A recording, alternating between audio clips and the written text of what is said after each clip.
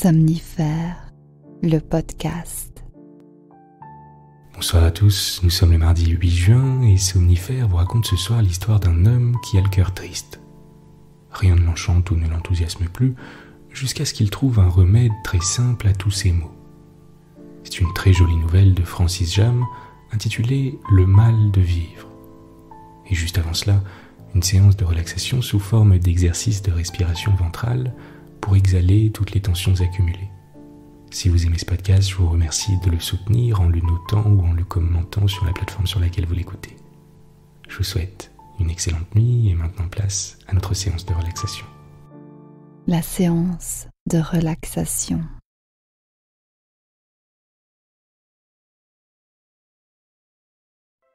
Prenez un instant pour vous installer confortablement et trouver une position qui vous convient.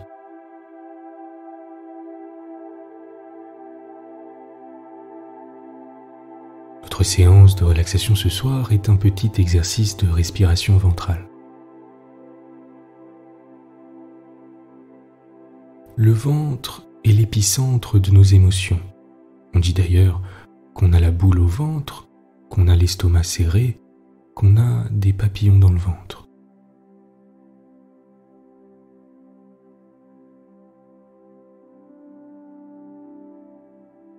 La respiration ventrale est celle qu'adoptent naturellement les bébés. C'est également celle que nous adoptons la plupart du temps lorsque nous dormons. C'est celle aussi qu'utilisent les chanteurs d'opéra. Elle permet un apaisement, une régulation des émotions et une meilleure oxygénation de l'organisme.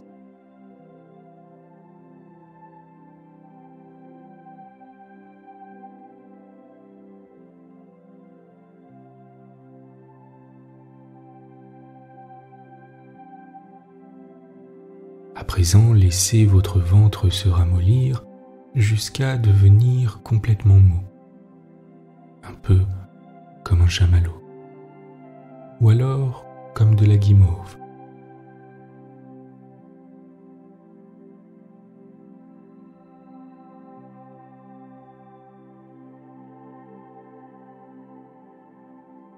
Lorsque le ventre est bien détendu, il y a une meilleure oxygénation du corps et des cellules. Cela stimule également le nerf vague et favorise un état de relaxation profonde, propice au sommeil et à la récupération.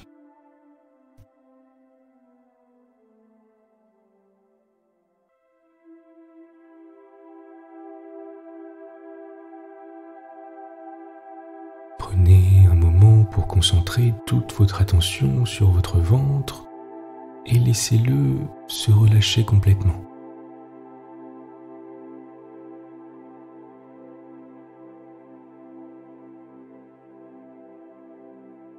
Pour vous aider à vraiment le détendre en profondeur, vous pouvez prononcer intérieurement le mot ventre à l'inspire et mou à l'expire.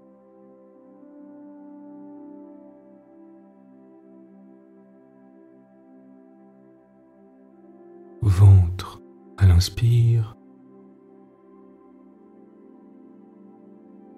mou à l'expire.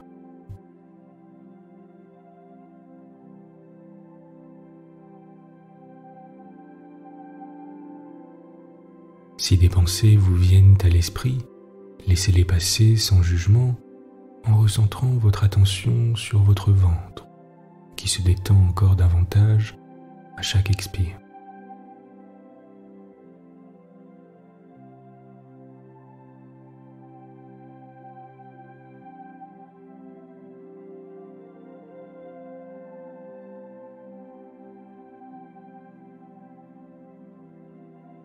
Assurez-vous que votre dos soit parfaitement relâché.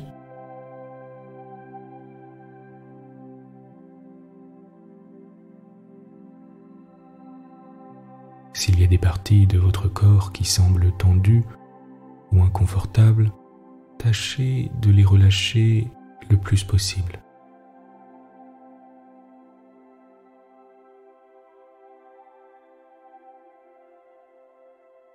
commencez à porter votre attention sur votre respiration. Vous pouvez, si vous le souhaitez, placer une main sur votre poitrine et l'autre sur votre ventre.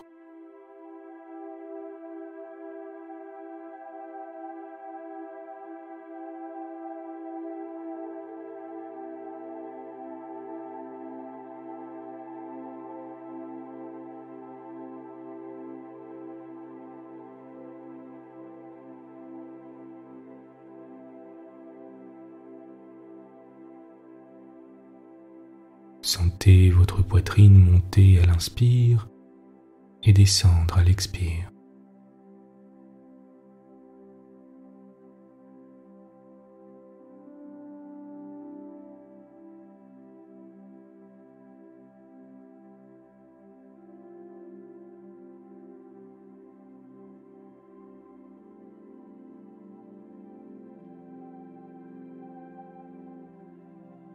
Lors des prochaines inspirations, inspirez par le ventre.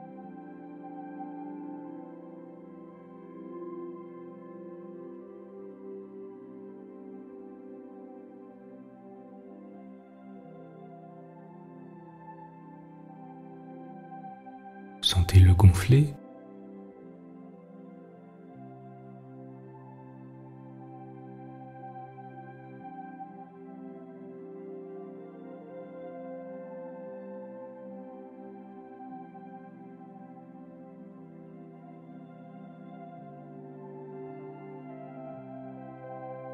Sentez-le monter et descendre au rythme de votre souffle.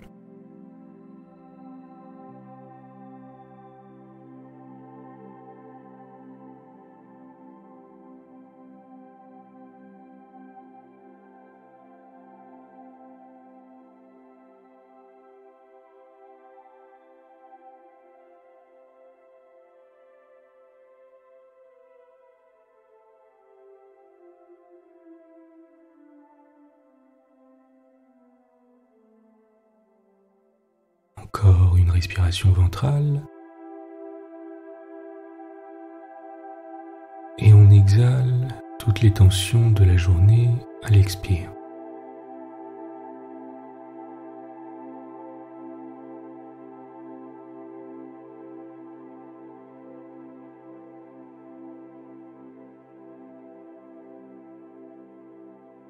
Il n'y a rien à craindre, rien à résoudre, rien à attendre.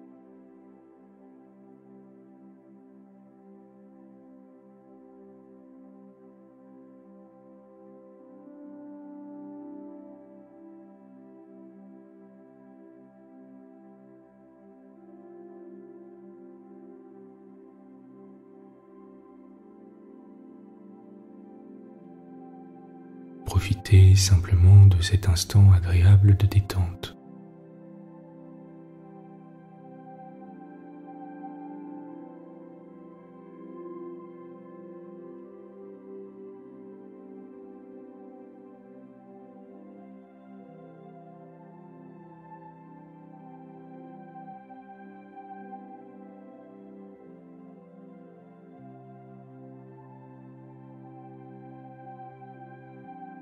Reprenez à présent une respiration naturelle et profitez simplement de l'état de détente dans lequel vous êtes.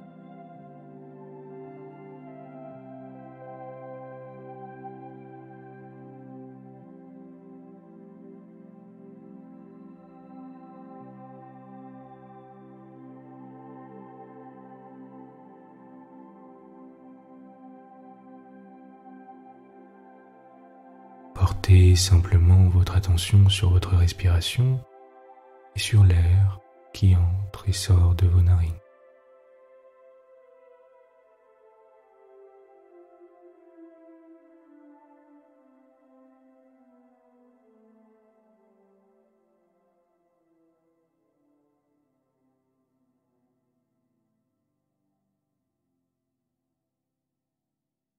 Vous êtes calme et détendu.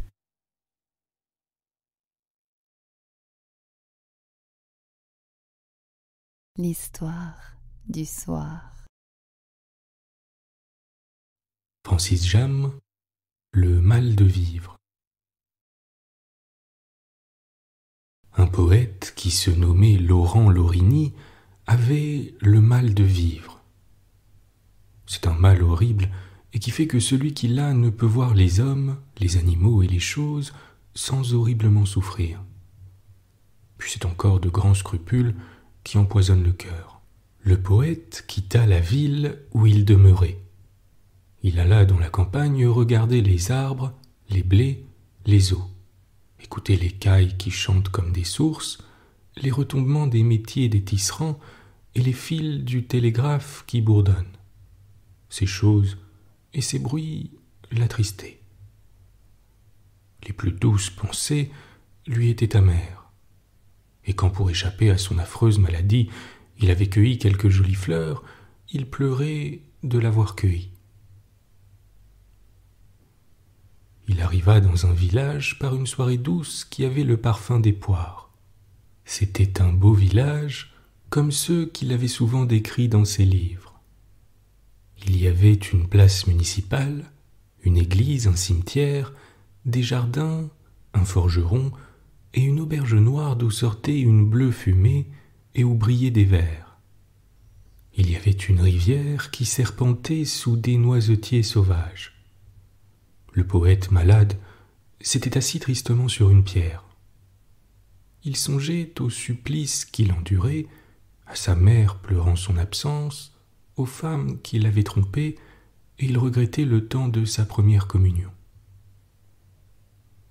Mon cœur, pensait-il, mon triste cœur ne peut changer. Soudain, il vit auprès de lui une jeune paysanne ramenant des oies sous les étoiles. Elle lui dit : « Pourquoi pleures-tu » Il répondit : « Mon âme, en tombant sur la terre, s'est fait mal. Je ne peux pas guérir, car mon cœur me pèse trop. »« Veux-tu le mien » dit-elle. « Il est léger. Moi, je prendrai le tien et le porterai facilement. Ne suis-je pas habitué au fardeau ?» Il lui donna son cœur et prit le sien. Et aussitôt, ils sourirent et s'enfurent la main dans la main par les sentiers. Les oies allaient devant eux comme des morceaux de lune. Elle lui disait : « Je sais que tu es savant et que je ne peux pas savoir ce que tu sais. Mais je sais que je t'aime. Tu viens d'ailleurs et tu as dû naître dans un joli berceau comme celui que je vis un jour sur une charrette. Il était pour des riches. Ta mère doit bien parler. Je t'aime. Tu as dû coucher avec beaucoup de femmes et tu dois me trouver laide. Moi, je ne suis pas né dans un joli berceau, je suis né au champ, au moment que l'on moissonne dans le blé. Après ma naissance, on nous mit, ma mère et moi, et un petit agneau qu'une brebis avait mis bas le même jour, sur un âne jusqu'à la maison. Les riches ont des chevaux. Il lui disait : « Je sais que tu es simple et que je ne peux pas être comme toi, mais je sais que je t'aime. Tu es d'ici et on a dû te bercer dans un panier posé sur une chaise noire, comme celui que j'ai vu dans une image. Je t'aime. Ta mère doit filer le lin, tu as dû danser sous les arbres avec des garçons beaux et forts et qui rient. Tu dois me trouver malade et triste. Moi, je ne suis pas né au champ au moment que l'on moissonne. Nous sommes nés dans une belle chambre, moi et une petite sœur jumelle qui mourut aussitôt. Ma mère fut malade. Les pauvres ont la santé. Et alors, dans le lit où ils couchaient ensemble, ils s'embrassaient plus fortement. Elle lui disait : « J'ai ton cœur. » Il lui disait : « J'ai ton cœur. »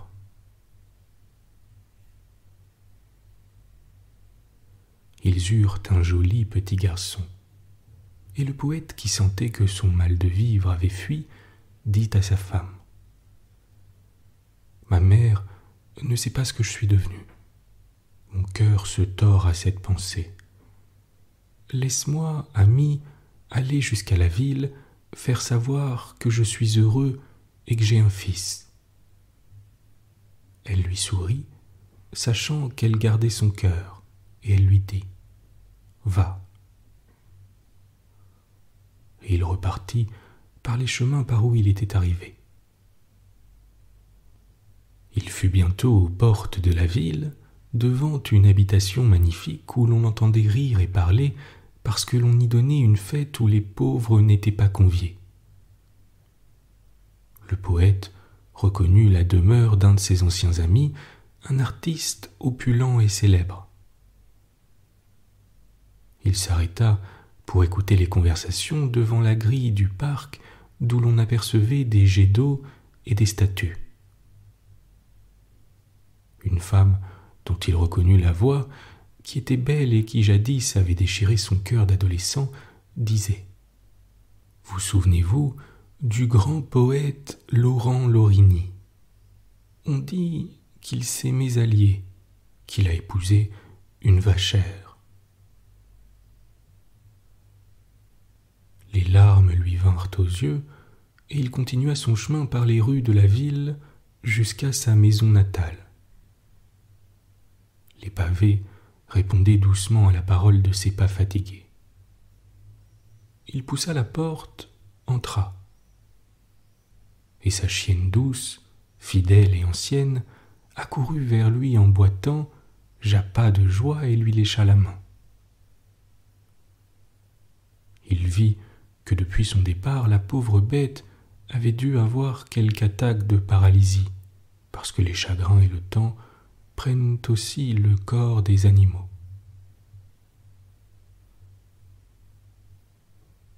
Laurent Lorini monta l'escalier, et près de la rampe, il fut ému, voyant la vieille chatte tourner sur elle-même, faire le gros dos, lever la queue et se frotter aux marches. Sur le palier sonna l'horloge reconnaissante. Il entra dans sa chambre doucement. Il vit sa mère agenouillée et priant. Elle disait : « Mon Dieu, faites que mon fils vive. Mon Dieu, il souffrait tant. Où est-il ?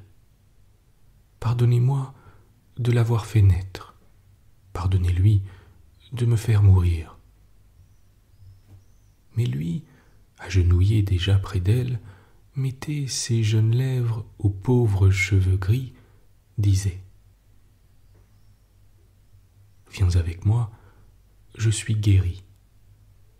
Je sais une campagne où sont des arbres, des blés, des eaux où chantent les cailles, où rebondissent les métiers des tisserands, où bourdonnent les fils du télégraphe, où une pauvresse possède mon cœur et où joue ton petit-fils. » Bonne nuit. Bonne nuit.